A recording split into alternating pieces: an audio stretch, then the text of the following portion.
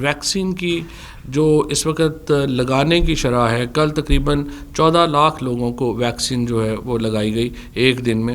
تو اب ہم اس کو 17 سال کی عمر تک کے بچوں کو بھی، ایک سال پہلے 18 سال اور اس سے زیادہ تھا، اب 17 سال اور اس سے زیادہ ہے، اس کو آہستہ آہستہ ہم نیچے لے کے آئیں گے.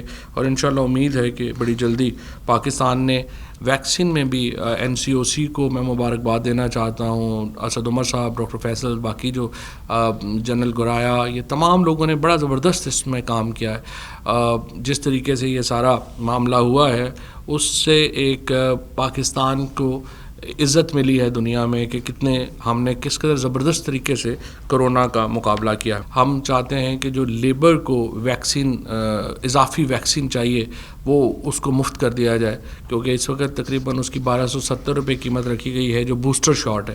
سو اس کو بھی جو ہے وہ کم ضرورت ہے کہ اس کو ہم لیبر کلاس کے لیے مفت کر سکیں.